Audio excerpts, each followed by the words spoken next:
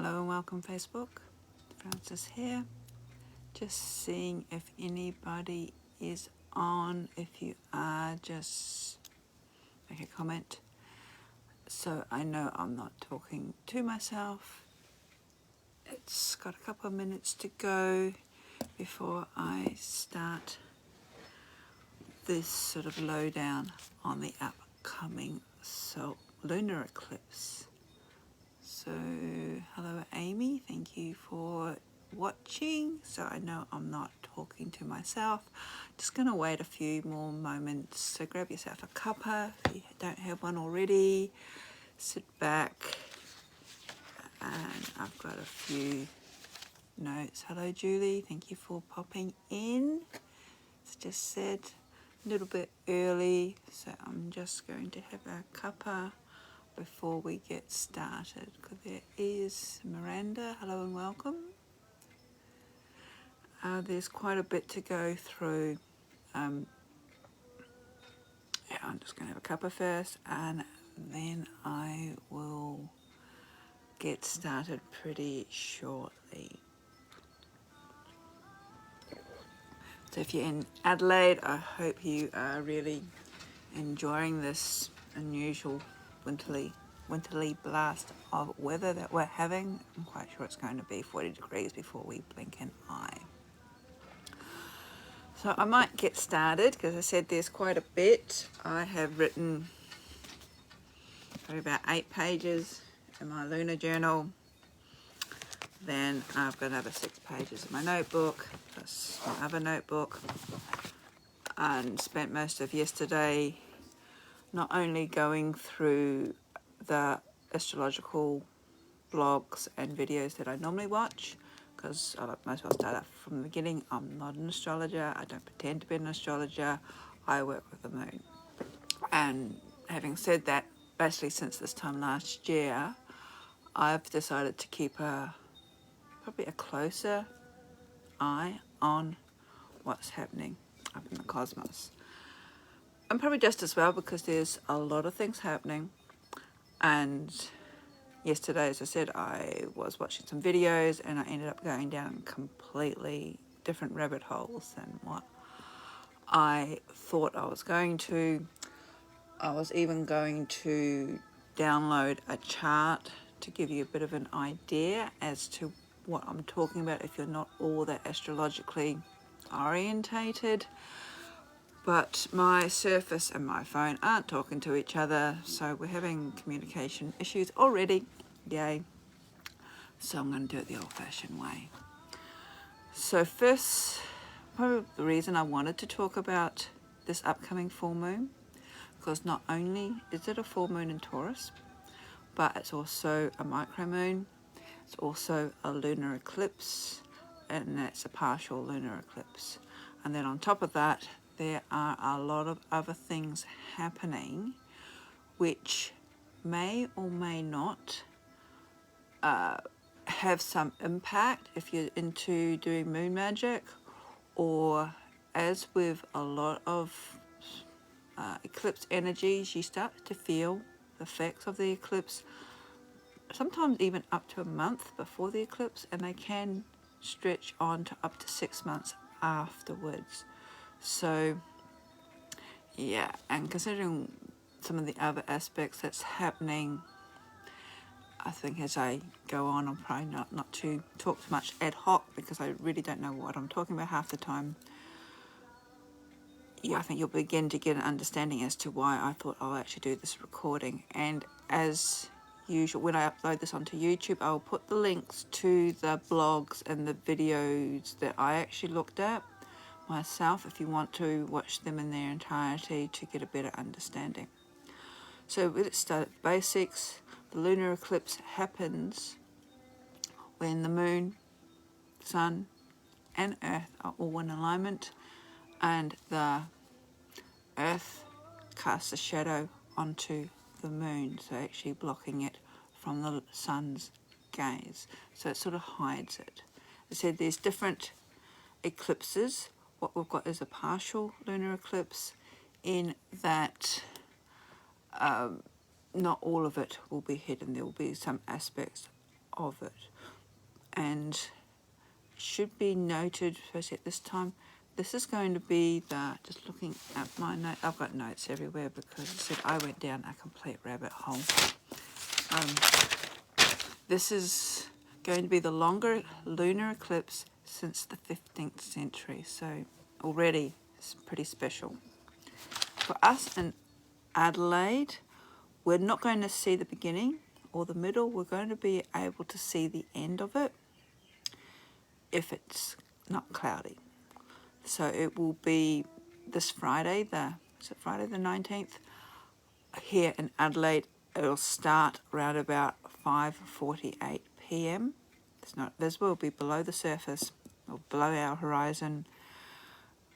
It will start at 4:32 p.m. The partial, that's the preamble, which is the beginning of the eclipse. The partial eclipse will begin at 5:48 p.m. Again, not visible here in Adelaide because it'll be below the horizon. That when it reaches its peak, there'll be around about 7:30. Again, not visible here in Adelaide, below the horizon. We will start seeing the partial eclipse when that begins to end around about 9:17 p.m. and the ending of the penumbral, that's how you pronounce it, around about 10:33 p.m. I got these dates or these times from timeanddate.com, which you can put wherever you are in the world and it will come up with the dates where you can actually see the lunar eclipse. Now, you're going to be able to see the lunar eclipse. I've got this on another piece of paper. Basically, from most of Europe until probably Greece. You're going to be able to see it in probably northern Africa. You're not going to be able to see it in mid to South Africa, probably parts of Asia.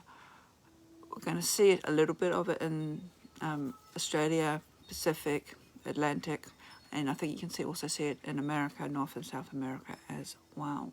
But again, if you go into Time and Date, they will actually give you a diagram, and I think they're actually going to have a live video so you can actually see it as well.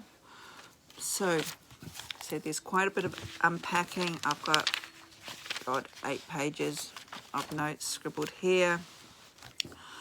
So I hope this is going to make sense. So it's going to be in the astrological sign of Taurus, which is the bull, and it's going to be 27 degrees in Taurus, and it's going to be directly opposite the sun in Scorpio, which is also around about 27 degrees. Taurus is going to be on the north node, and Scorpio is going to be on the south node. So depending on your knowledge of astrology, I said I'm still very much outplating. I know that the south node is usually equated to or relates to your karma to past lives, and we've had a few instances where the south node has been quite predominant in the charts according to the astrologers. So let's look at Taurus first. It's a fixed sign, it's an earth. It rules a lot about self-worth, values of our relationships, because it is ruled itself by Venus, which is all about relationships, love, money, finances, material realm. In the material realm, it also relates to food, banking, security. Venus, as I said, is in relation to relationships, not just intimate relationships, but all other sorts of relationships. It relates to the heart, to love, what we value.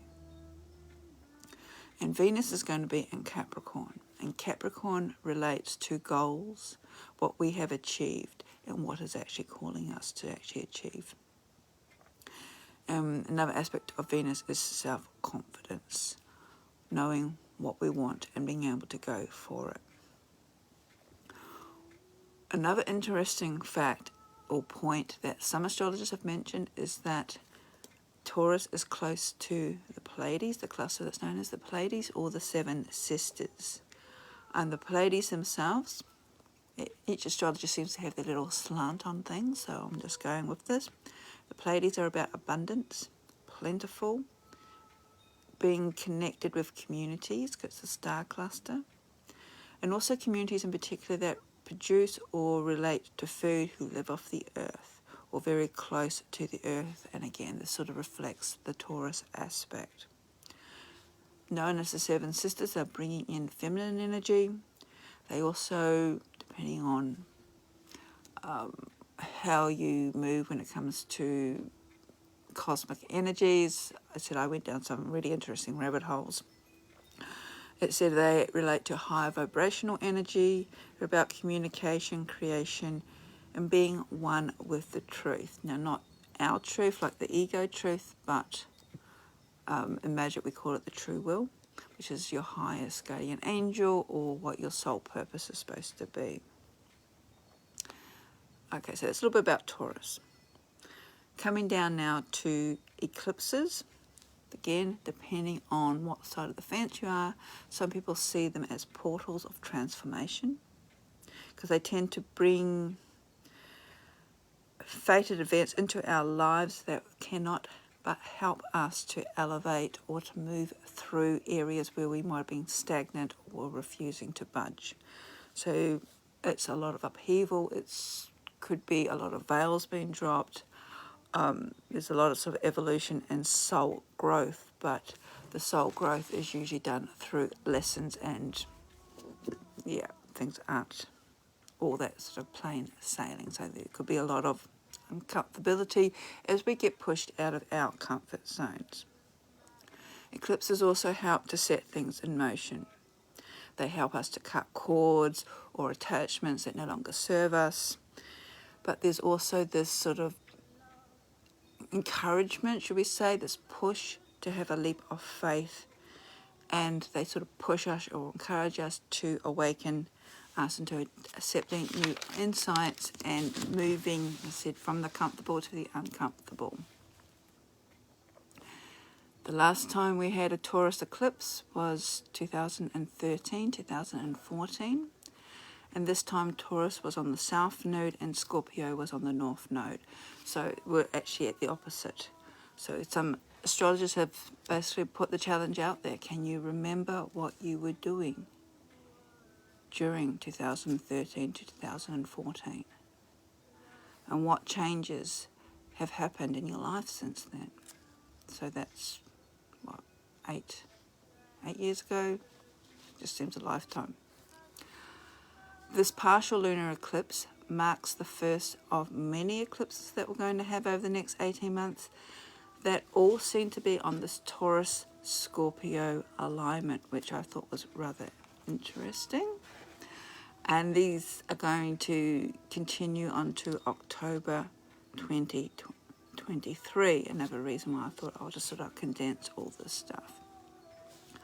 So it's giving us an opportunity to look at what attitudes and beliefs are blocking us from forming deeper and more intimate relationships. I said not just sexual or romantic relationships, but it could be relationships with our work, with ourselves, with family, with how we view things, with our health, etc., etc. What are relationships that are important to us in our lives? Will any of these fall away during this eclipse season because they're already on shaky ground? So this is something that I find with eclipses that may go against some of the astrologers. To me, eclipses are very sort of internally focused. If you think about what an eclipse is, I'll use my sphere. So if this is the Earth and the Sun actually is veiling it, is hiding something. But in doing that, it also, when the eclipse comes through, brings something that's underneath the surface up to the surface, almost in our face, so we have to deal with it. So we, again, as I said, being pushed from the comfortable to the uncomfortable, usually in areas where at a deeper soul level we know or our soul knows that we have to move through these blockages or these areas of stagnation. Eclipses bring about change. They tend to put us where we need to be. They are karmic seasons. They can be rocky, and us going through this extended Taurus Scorpio alignments, and it's around our foundations, money, finances, all what we may consider base stuff. There's also an element, I said, with food, living off the land, or people who are living close to the land may see changes as well. When things seem to get a little bit too rocky that you can't handle, what I do is I go into my chanting, into my mantras, focused on the breath. And it is scientifically proven, but it's also been known for many thousands of years through yogic traditions. Using the breath actually helps to calm the physical mind, especially dealing with anxiety and depression. So if you're feeling yourself going through these eclipse energies, getting a little bit too uncomfortable, spend some time to just focus on the breath. And that also helps takes you out of the head into the heart. The heart is where the soul talks to us through our intuition, our gut feeling, which is down a little bit lower. And so it puts us in a state where we can then view things or perceive things a little bit more clearly, away from that emotional chatter that lives in our heads. Because if we're dealing with stuff on a deeper solar level, our ego, our external personality is not going to understand it at all. And this is why we tend to hang on to things. It's because we live in our heads too much. So as I said, these are soul level shifts if you are metaphysical minded and not ego attachments. If you hang on to things, you will find yourself getting into all sorts of manner of strife, as the ego likes to hang on to stuff. So drop into the heart, focus on the breath. If you can, if you've got access to nature, go for a walk in a park. What I personally find too, exercise is really good. It helps the endorphins, even if it's just walking. Go for a jog, hit something, get a boxing bag or something like that. Whatever works for you. However, also view it like the Tower card in the Tarot, that things might be falling to bits around you, but in order for the new growth to come through, the old has to be removed. And I suppose almost on a global level, we are beginning to see that as the old world order. I know my numerological teacher used to talk about the end of the old world order. She was saying that since the 90s, falls away and crumbles, and it's taking a while. So we've still got that mindset of the old world order. Again, breathe, meditate. Change is not instant. It's a long process. Taurus is the bull. It helps us to focus on our physical body, security, and when it comes to matter of love, relationships, finance, and self-worth. So a lot of this is coming back to the self. The sense of self-worth, self-value, self-love. That's all got connection with Venus as well. So we've got the Sun in Scorpio, we've got the Moon in Taurus. And they're directly opposite each other. And this pattern, as I said, will repeat until 2023. They're actually at a T-square, which is quite positive, with Jupiter. So Jupiter is the planet of expansion, so it could very well amplify any emotional intensity, because Jupiter brings about growth, expansion, but it can also do this to the excess. So if you're finding yourself being a little bit over-emotional about things, it could be Jupiter's influence or energy popping into things. So again, come back to your heart center. Lunar eclipses are more about relationships, more relationship orientated than solar eclipses. We've got a solar eclipse coming up in December because they come in pairs. And so not just, as I said, not just intimate relationships, but also relationships with other things in our lives. They can trigger awareness of what we need or what is lacking in our lives. Relationships with our work, with our health, with exercise. Things will come to light that have been brewing under the surface during the lunar eclipse. They are more potent than any normal full moon, and as such their effects will last longer. As I said, you may already be feeling shifts happening already, and I know on social media, on some groups that I belong to, people have been commenting of things aren't quite right and no one's been able to put a finger to it, and it's because the lunar energy or the eclipse energy, you can start feeling it up to a month earlier, and they can last up to 6 months later as well. So it's a good time if you're into journaling or making notes, just sort of be more aware of what's happening, what's going on. So this eclipse of this week is an umbral lunar eclipse. It will focus on relationships, polarities. The Taurus Scorpion axis means that we are to look more closely at our needs, our lacking, areas which are lacking, our wants concerning the space or the balance between Taurus, which is form and collecting stuff, and also Scorpio, which is about transformation and sharing. Taurus moon wants to bring emotional fulfillment through simple, tangible things in life.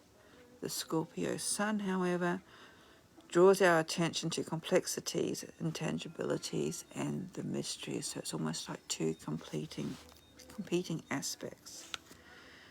So to get through, as I said, this line is going to continue on to 2023.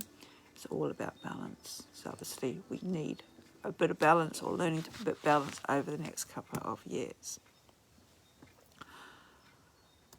New moons in an astrological sign, and they're moving through to a full moon in the astrological sign. There's usually about 6 months in between the two. So with this being a full moon in Taurus, and if you do moon magic, and it seems to be very popular these days with new moons, is to do with starting to manifest, and you get your journals, think back or refer back to what you were attempting to manifest back in May. That was when the new moon was in Taurus, was on the 12th of May, here in Adelaide anyway. So what new projects were you focusing on? Because now is the time to reevaluate, review, see what needs to be developed even further, what you wanted to put out there back in May. And I'm beginning to realise that I'm jumping all over the place because there's just so much to unpack with this lunar eclipse. So I'm just going to keeping on basically. Where are we up to? Due to the length of time that this Taurus Scorpion axis of eclipses will take, I said up until 2023, there is a true focus on the need to gain balance in our lives between the collecting stuff and the sharing stuff, the simple and the complex, the tangibles and the emotional complexities. And I think in some areas we're beginning to see this. We have seen this over the last year. Again, we may be slipping back into old habits. It's all about emotions. It's all about feelings and revelations. All of these are very pivotal. That's coming up to the surface. Eclipses can also be seen as crisis points, as they assist us on a more spiritual level to come more into alignment to our own true path, which is the path of the soul. Both Taurus and Scorpio are fixed signs. This means that their energy cements things, brings them into the here and now, into the physical plane, and that they last. These are long-term changes. Again, so this is why it's at the deeper cellular level. It's like really solid changes in life. However, if you know a little bit about astrology, about Taurians people, you can be stubborn. I know. I think one of my signs is actually in Taurus. So yeah, I can be pretty stubborn. Good at being stubborn. But in order to make being stubborn, that means you can make things last.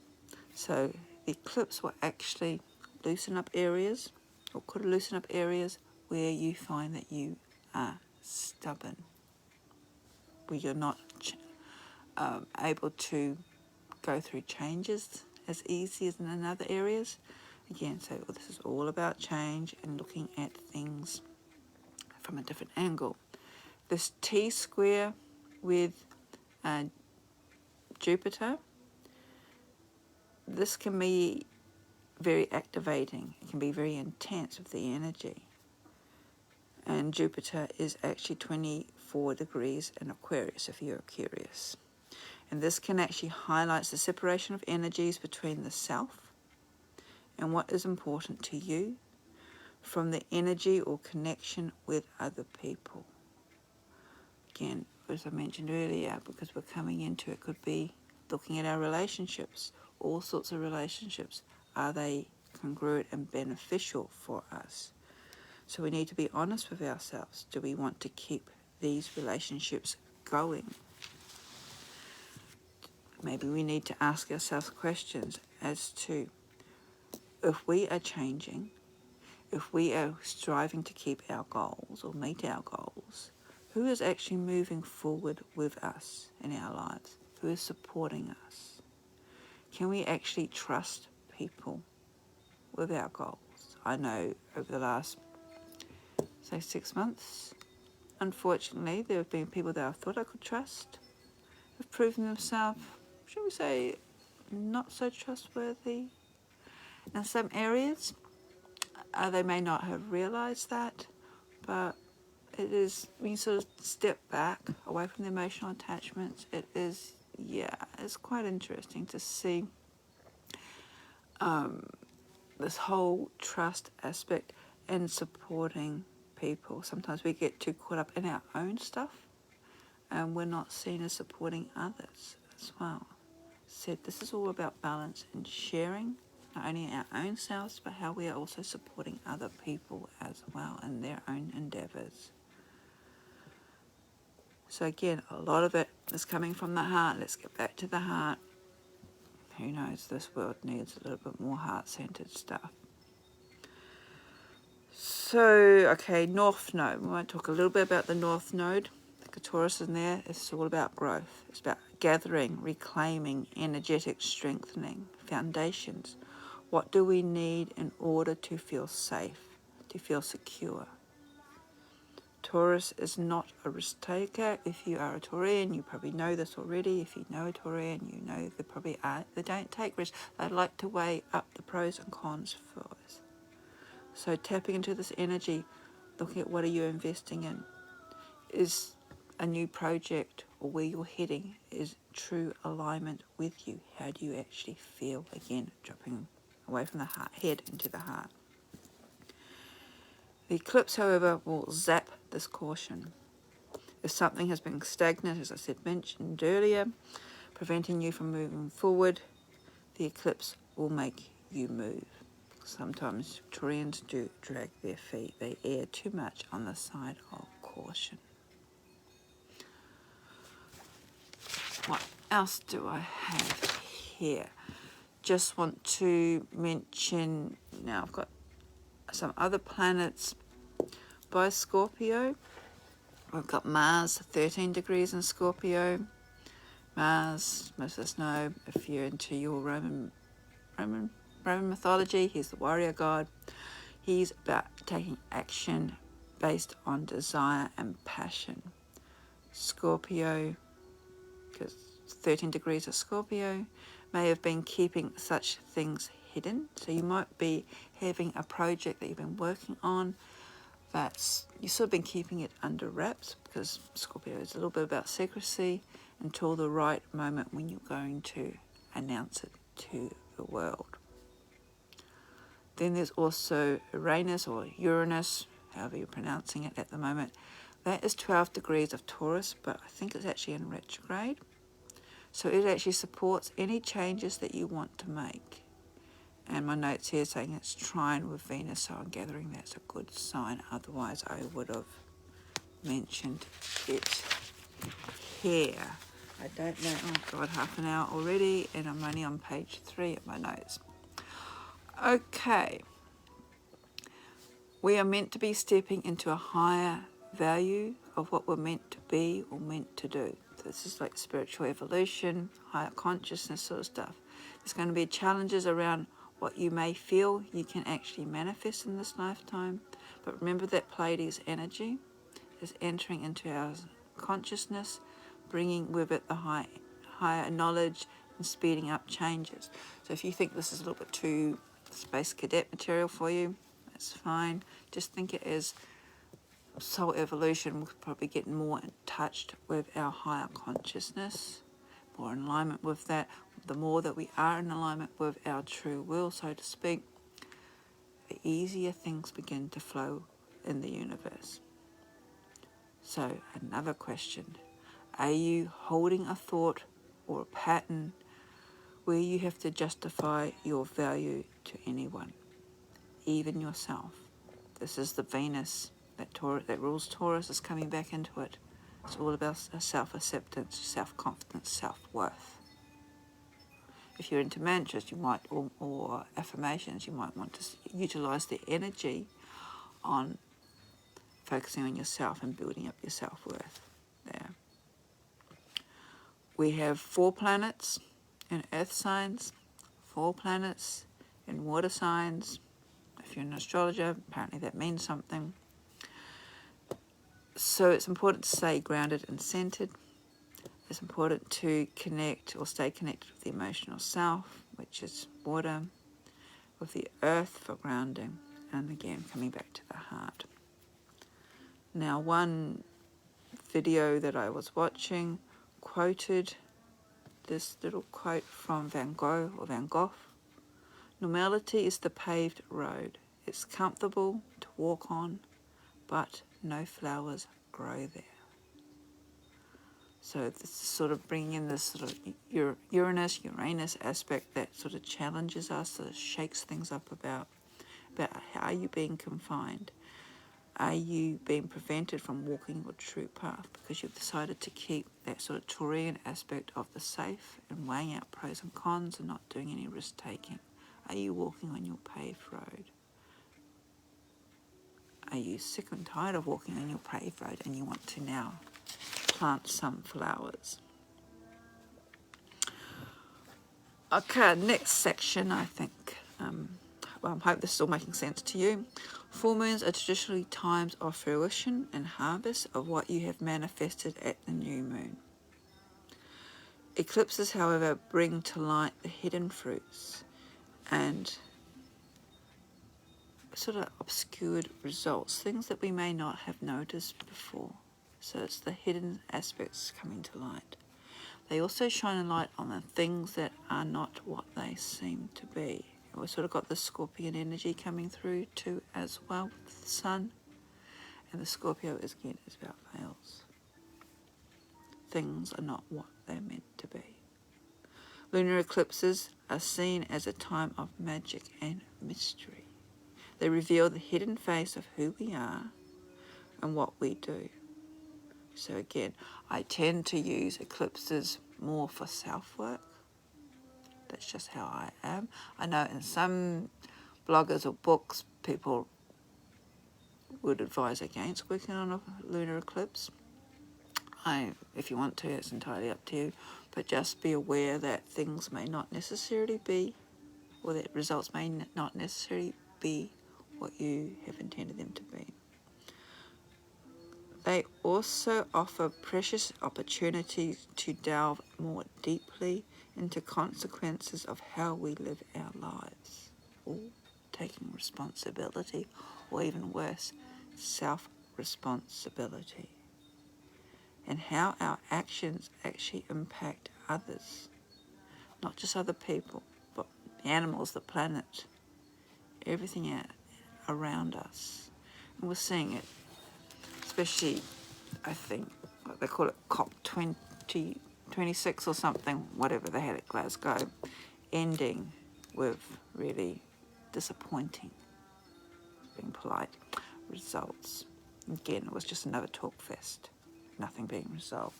So no one's really looking seriously at the impact that we're having, not only on ourselves, but everything else around us.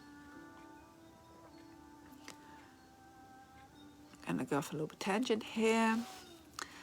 Some astrologers connect the moon with our childhood, which I found really interesting. Where we are at the most vulnerable time in our life, dependent on nurturing the protection and encouragement of others or from others. That's where we need all the stuff from other people. Therefore, during a lunar eclipse, and this has got two parts to it. So during a lunar eclipse, this may actually bring up feelings to the surface or memories of childhood, thoughts, feelings from our earlier life.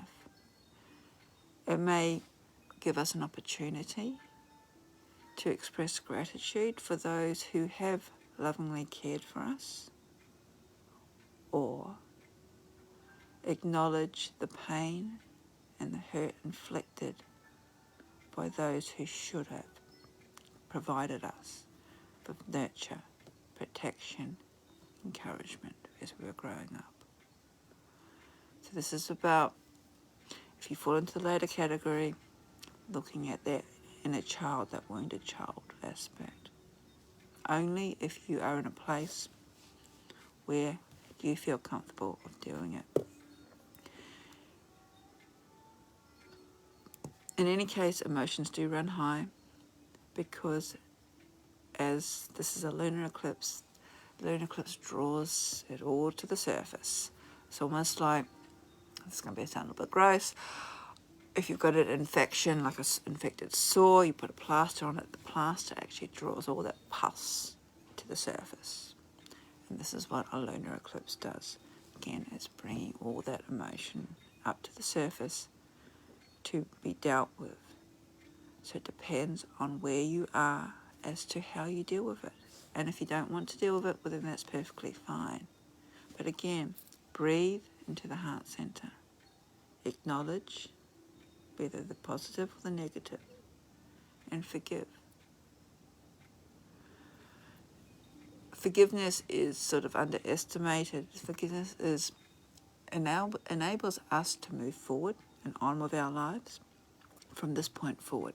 It doesn't mean that we're forgetting.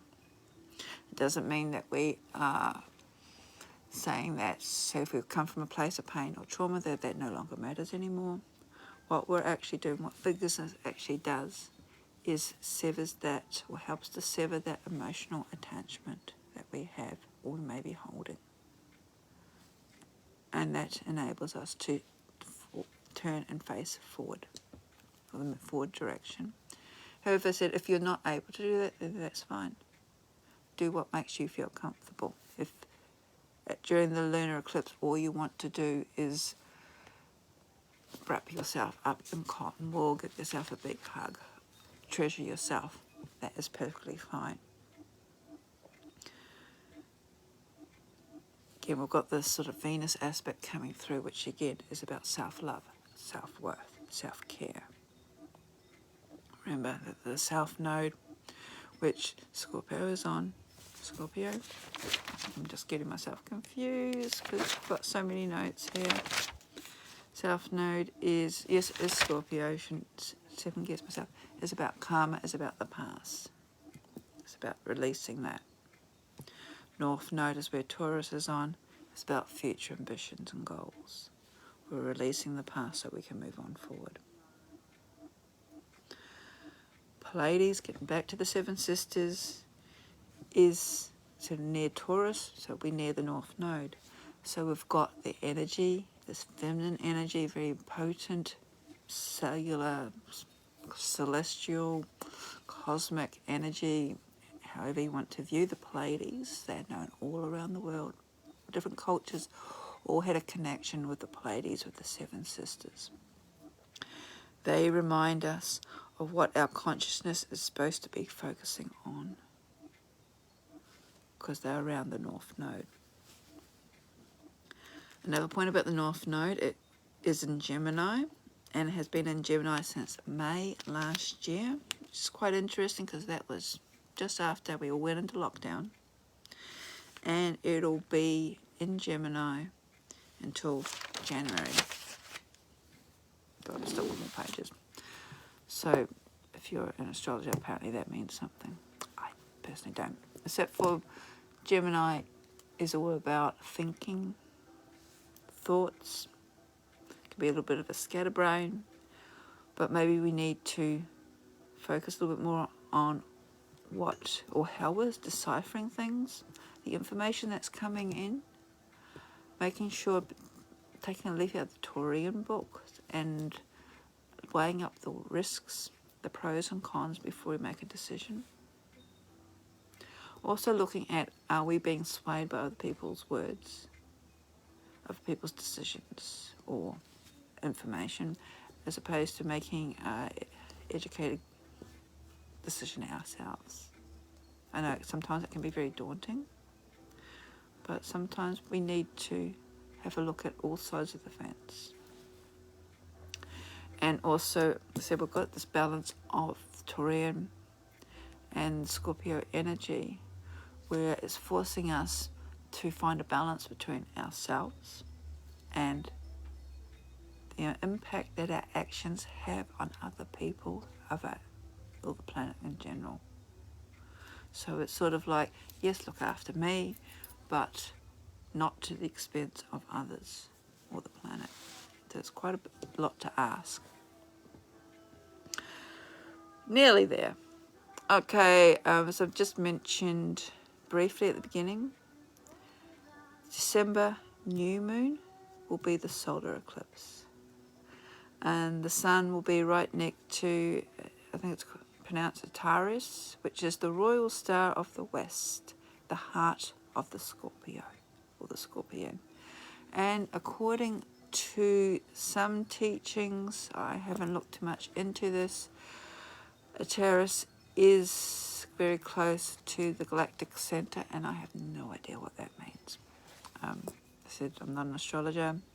That's sounds a little bit too space cadet material for me, but if you're into that, that's fine. I went on one lady who was, this lady I was getting this information about the Pleiades, and apparently she channels the Pleiades or Pleiadian energy, and that was interesting. But as I said, I've got a lot of logic in my chart. So another person, and I thought I'd end on this, it's a soul message from the eclipse, which I thought was rather nice. You are ready for the next elevation. Open up to the changes and breakthroughs with greater trust. Get ready for the energies to carry you forward in ways that are perfect for your soul's growth. Remember, you are a cosmic spark of perfection. And I think that's about it, people. As I said, there is so much about this upcoming lunar eclipse, full moon, micro moon. Micro moon is when the moon does its orbit around the Earth. It's almost on oval or elliptic. It's not circle. So there'll be times when you have macro moon, micro moon, big moon, super moon. That's when it's closest to the Earth. And when you have a macro moon, it's on its orbit and it's at the furthest part away. So it seems smaller. That's not, it doesn't change at all. I talk a little bit about it in a little book of Lunar Magic, which is, this is going to be a self plug. This is actually a teaser to my next book, Through Moon Books. Oh, letting the cat out of the bag, and I haven't even signed the contract yet, which is going to be all about moon magic. So with moon books, I have my Dark Goddess book, and there will be a part 2 coming out sometime. I have Contemporary Witchcraft, which again, there will be a second book coming out at some stage. And I've just put the little teaser out there on Lunar Magic, because the next book, 3 Moon books, will be on working with the moon. And if you've watched this, you may realise that when I work with the moon, I just don't work with the waxing moon, full moon, waning moon, dark moon. I feel it's important to look at what else is happening, because all these other energies, these planetary energies, when other planets are in alignment or in conjunction or in opposition, all that actually affects what can have an impact onto what sort of magic you're doing, or you should be doing, or the results that you're doing, or how you should be looking at your magic to achieve a goal. So coming up to a lunar eclipse, some people say yes, no problems working with a lunar eclipse. Some people say, oh, don't touch it with a barge pole. I personally, due to all these other aspects that are happening, will be focusing more on the self, on the questions that I did mention, the aspects of looking at what is in alignment with me. We've had almost 2 years of COVID. Where are we heading? Where do we want to head? Have our goals, directions changed? What about our relationships? Have these changed at all? As I said, I find Scorpion energy interesting, especially when people's veils drop and you find out who's been walking in their truth and who isn't. And don't forget, that can actually be a reflection back on us as to, are we walking in our truth? So I mentioned a lot of this is also looking at our impact of our words, our thoughts, our feelings, our actions on other people, not just theirs on us, but also our reactions or our actions, their impact on other people. And often we get so caught up in us, in me, this physical being, we forget that even a simple action that we may dismiss could actually have meant a huge lot or amount to someone else. So it's quite a lot to take in. The world's very challenging at the moment. So, yeah, if in doubt, drop into the heart center, focus on your breathing. I think I mentioned in another video where I did some notes on Jocelyn Starfeather's sort of update for the next 4 months until January, February next year. Things are going to be a little bit rocky. We're going to have a lot of changes coming on. But as with the Tower card, sometimes we need the stagnation to be removed so we can move a little bit more freely. Okay, people, I think that's about it. I will, as I said, when I upload this onto YouTube, I'll put the link to the blogs and the videos so you can actually watch them in their entirety, because they are the astrologers. I'm just a gatherer of information. So I hope this has made sense. And whatever you do on Friday for the lunar eclipse, or whether it's Thursday, wherever you are, maybe this gives you a little bit of food for thought as to how to observe this time, this full moon. I said the eclipse will be seen much of Europe, much of Asia, Australia, North and Western Africa, North America, South America, Pacific Atlantic. Cannot be seen in the Middle East, Eastern and South Africa, Eastern Europe from about Greece through to about Western or Eastern India. So thank you very much, Hev, Miranda, Julie, Anna, the other people I've seen come on. Yeah, happily sailing through this eclipse, and I'll see you on the flip side. Blessings.